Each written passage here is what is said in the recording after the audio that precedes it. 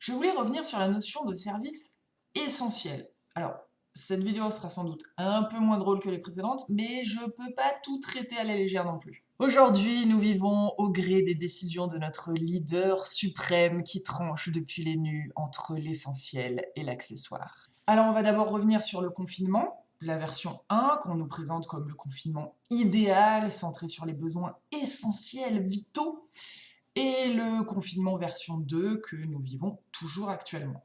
Alors regardons en détail. D'abord, on continue de soigner. Bah oui, parce que sinon, tout ça n'a pas vraiment de sens. Mais comme il ne faut pas surcharger le système de santé et que visiblement redimensionner le dit système ne vient pas à l'esprit de Jupiter, eh bien, on annule tout ce qui n'est pas de l'ordre d'une urgence vitale. C'est ballot pour tout le volet prévention, mais bon, c'est pas grave, ce sont des malades dont on ne fera pas le décompte à la télévision tous les soirs. C'est dommage aussi pour tous ceux qui auront des séquelles à vie, mais qui ne représentaient pas une urgence vitale et donc on les a laissés sans soin, au nom des malades du Covid. Mais entrons carrément à l'hôpital, où médecins, infirmières, aides-soignants sont nécessaires puisqu'il s'agit de soigner les malades. Tout ce monde en sous-effectif, sous pression, à cause d'une vision comptable de l'hôpital public, rappelons-le tout de même, se presse, se croise auprès des malades qu'il s'agit de soigner. En revanche, les familles, les amis, soutiens des malades sont interdits de visite, jugés accessoires et dangereux.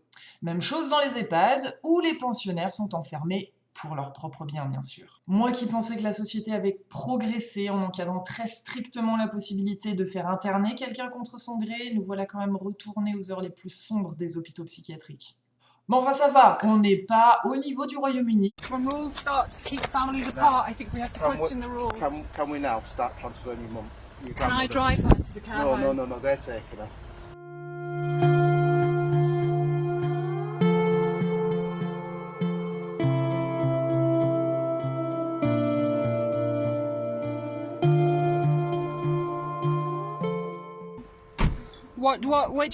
Which police station are you taking her to? Should we go into Hull?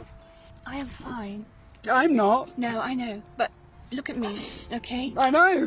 This It's is. fucking ridiculous. I It's know. our grandmother. We want to be with our grandmother. I love you. Come here. And Stay we'll get- strong. Mafia, remember?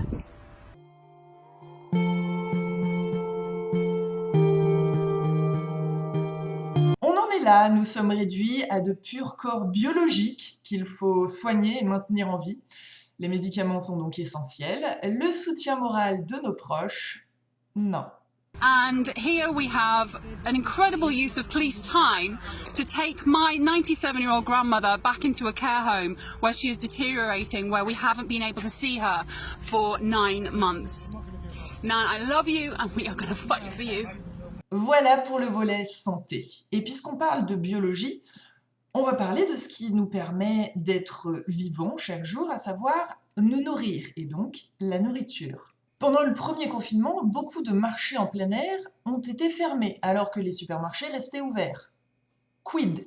Si les fast-foods ont été fermés pendant le premier confinement, ils sont aujourd'hui ouverts pour la livraison à emporter. Certes, on ne mange pas sur place. Puisqu'on en est à légiférer sur l'essentiel et l'accessoire et à préserver la santé coûte que coûte, ça vient à l'esprit de personne d'interdire la malbouffe? Non, parce que c'est pas comme si les études s'accumulaient pour montrer qu'elle est à l'origine d'un certain nombre de pathologies graves, voire mortelles. Même chose pour le tabac et l'alcool d'ailleurs, qui causent d'énormes problèmes de santé publique. Mais là, pas question d'interdire. Il s'agit d'échanges marchands, visiblement beaucoup plus sacrés aux yeux du gouvernement que les échanges sociaux, humains, que nous pouvons entretenir gratuitement en dehors de la sphère marchande. Et puis franchement, interdire les restaurants alors que les cantines d'entreprise et les cantines scolaires restent ouvertes, quelle est la logique? Sinon réaffirmer encore une fois que seules les interactions amicales, familiales sont prohibées. Bon, pour finir, parlons des commerces non essentiels. Est-ce qu'on peut arrêter 2 minutes de reprendre ce terme à tout bout de champ? J'ai donc décidé, jusqu'à nouvel ordre, la fermeture, à compter de ce soir minuit, de tous les lieux recevant du public non indispensables à la vie du pays. Il s'agit notamment des restaurants, cafés, cinémas, discothèques, Les lieux de culte resteront ouverts, mais les rassemblements et les cérémonies devront être reportés. Il s'agit également de tous les commerces, à l'exception des commerces essentiels. Désormais, tous les Français doivent limiter les contacts avec leurs familles et leurs amis et rester chez eux. Seule sortie possible pour faire ses courses indispensables et un peu d'exercice en respectant la règle d'1 mètre de distance. Un moindre mal.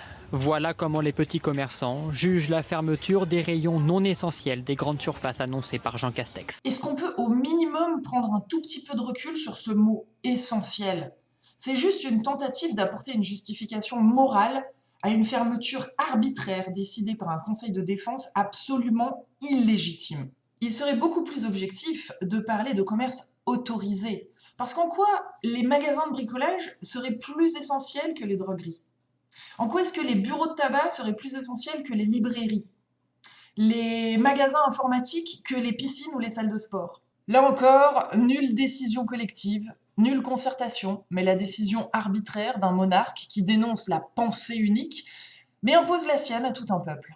Sévérité accrue pour tous les Français et pas de réouverture en vue pour les commerces non essentiels. Ce sera ça aussi, la tonalité des annonces de Jean Castex demain. Et de toute façon, les professionnels ne se faisaient pas beaucoup d'illusions, Olivier Samin. L'idée maintenant, c'est surtout de sauver Noël. Aujourd'hui, les magasins de jouets sont ouverts, mais nos déplacements sont toujours limités, même si, effectivement, le rayon de notre promenade surveillée s'est un peu élargi. C'est vraiment ça le monde que nous voulons ? Un Noël capitaliste avec jouets au pied du sapin, visiblement essentiel dans la vision macronienne des fêtes de fin d'année, mais avec une convivialité sous haute surveillance, séparée par des gestes barrières ? C'est ça le but de nos vies désormais ? Obéir aveuglément à des consignes de plus en plus absurdes et renoncer à tout ce qui fait notre humanité ? Plus de contact physique, plus d'étreinte ? Mais c'est pas grave, des jeux vidéo et des apéros Zoom ? Eh bien je refuse. Moi je veux vivre pleinement, intensément, en utilisant tous mes sens. Sinon, c'est pas une vie, c'est une espèce de demi-existence de zombie sous anxiolytique dont les contacts sociaux se résument à des échanges numériques ou physiquement distanciés et masqués. Comme Zapata, je préfère mourir debout que vivre à genoux. Debout les damnés de la terre, debout les forçats de la faim.